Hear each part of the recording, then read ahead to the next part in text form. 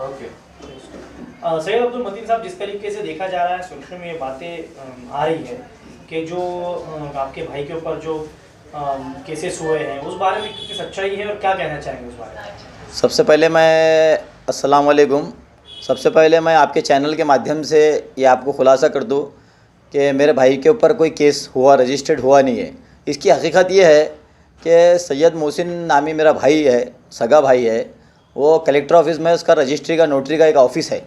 तो उसकी दुकान के अंदर जो है तो एक सैयद मंजूर अली नामी नौजवान जो है तो काम करता है।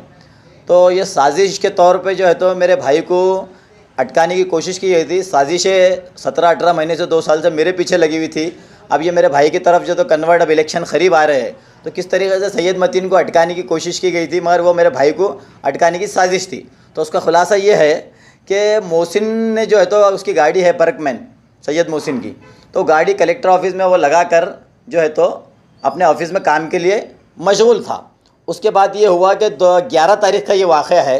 11 तारीख़ के दिन जो है तो सैयद मोहसिन की गाड़ी के अंदर जो है तो एक नौजवान दोपहर में 3 से 3:30 बजे जो है तो एक डिग्गी, गाड़ी की डिग्गी खोल कर, ये सीसीटीवी फुटेज मैं आपको आपके चैनल के माध्यम से आपको भी दे दूँगा इंशाल्लाह। और वो गाड़ी के अंदर वो कैरी बैग, जो वाइट ब्लैक कलर की कैरी बैग जिसमें गोलियां कुछ पाई गई नहीं गई, वो कैरी बैग रखते हुए वो नौजवान की सीसीटीवी फुटेज है तो अल्हम्दुलिल्लाह हमारे पास आ चुकी, और आपके चैनल के माध्यम से मैं उसको दे भी देना चाहता हूं। तो वो सीसीटीवी फुटेज में ये बताया गया है कि वो नौजवान आता है और मेरे भाई की गाड़ी की डिग्गी खोलता है और वो उसके अंदर सामान रख देता था। जो भी सामान जो पुलिस बता रही है, वो सामान रखने के बाद 6:30 बजे मेरा भाई वो गाड़ी लेकर निकल कर घर के लिए निकलता है। और इत्तेफाक से मेरे भाई ने हमारे उसके ऑफिस में जो बच्चा काम करता है, सैयद मंजूर अली, सैयद महबूब अली जिसका नाम है, वो जो है तो गाड़ी लेके निकलता है और कलेक्टर ऑफिस के चौराहे पे पुलिस उसे अरेस्ट कर लेती है और गाड़ी की डिग्गी खोलकर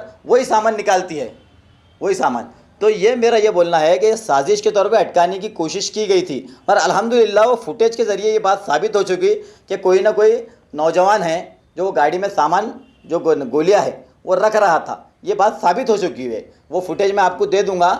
और मेरी अपील है, लोकल पुलिस स्टेशन ने भी, क्या ये ट्रैप था, उन्हें भी ये किसी के खबरी के ज़रिए ये मालूमात दी गई थी कि भाई ये सामान ऐसा था मोहसिन की गाड़ी में है। अब मोहसिन को अटकाने की कोशिश की थी। वो बच्चा नौजवान जो है मंजूर अली, जो बेगुनाह है, और मेरा भाई भी जो है तो उसके ऊपर कोई केस रजिस्टर्ड नहीं है। तो ये साजिश का पर्दाफाश हो चुका है। तो मेरी पुलिस प्रशासन से यही अपील है कि वो सीसीटीवी फुटेज की जाँच की जाए। और मुझे लोकल जो पुलिस स्टेशन है उस पर कोई एतमाद नहीं है। और मेरी पुलिस कमिश्नर निखिल गुप्ता साहब से भी अपील है, और मैंने गृह मंत्री को भी पत्र लिखा है, राजेश भैया टोपे से भी मैंने उनको जो मैसेज के ज़रिए ये बात बताई है, इसका खुलासा किया है। तो इसकी सीआईडी चौकसी की मैं मांग करता हूँ कि भाई ये जो मामला हुआ है इसकी सीआईडी चौकसी होनी चाहिए, क्योंकि ये कब तक बर्दाश्त किया जाएगा। ये टेक्निकल केस, इसके पीछे कौन लोग है, कौन है, इलेक्शन करीब आ रहे हैं और मुझे अटकाने की और साजिशें ज़ोरों शोर से गर्म हो चुकी है।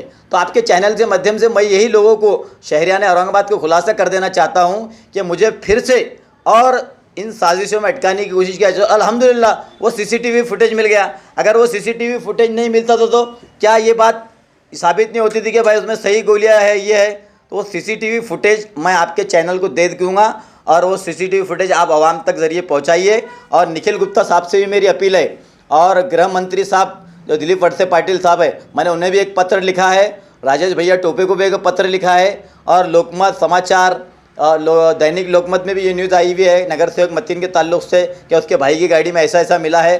तो फुटेज का खुलासा मैंने अभी तक नहीं किया, मगर अब मुझे ऐसा ज़रूरत में है कि फुटेज जो तो शहरियान औरंगाबाद तक आ जाना चाहिए। फुटेज जहाँ पर ओरिजिनल है उसका एविडेंस के ज़रिए उसको जो है तो हमने कोर्ट में भी पेश किया है, और इंशाल्लाह आने वाले 2 दिनों में मैं हाईकोर्ट में एक पिटीशन भी दाखिल करने वाला हूं कि भाई जो भी साजिशें चल रही है, जो भी मेरे खिलाफ एफआईआर जो कंप्लेन करने जाता है, अभी मुझे उड़ता न्यूज़ मिली कि छावनी पुलिस स्टेशन के खिलाफ भी मेरे पर एक टेक्निकल केस दाखिल होने वाला है।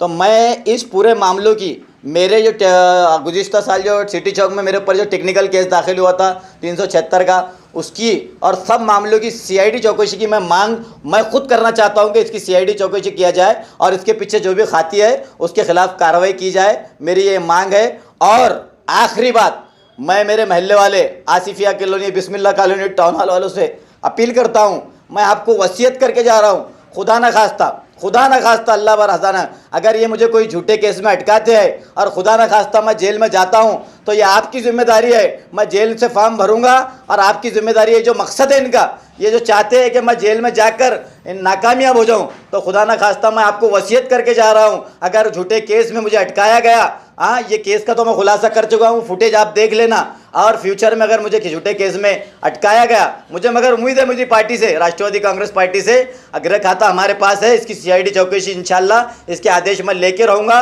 नहीं तो मैं विभागीय आयुक्त तो हमारे सुनील केंद्र के साथ उनके सामने बेमुद्दत भूख हड़ताल करूंगा कि इसकी CID चौकसी की जाए। और वार्ड वालों से फिर से अपील करता हूं, मैं वसीयत करके जा रहा हूं मेरे महल्ले वालों, अगर मुझे झूठे केस में अटकाया गया और मैं जेल से चला गया तो मैं वहां से फॉर्म भरूंगा, और तुम्हारी जिम्मेदारी है इनके मकसद में इनको नाकामयाब करना, और आपकी दुआओं से, अल्लाह की दुआओं से, मेरी माँ की दुआओं से आप मुझे हज़ारों की लीड से चुन के देना और इनके मकसद में उन्हें नाकामयाब करना। खुदा हाफिज़, अल्लाह हाफिज़, जय हिंद, जय महाराष्ट्र।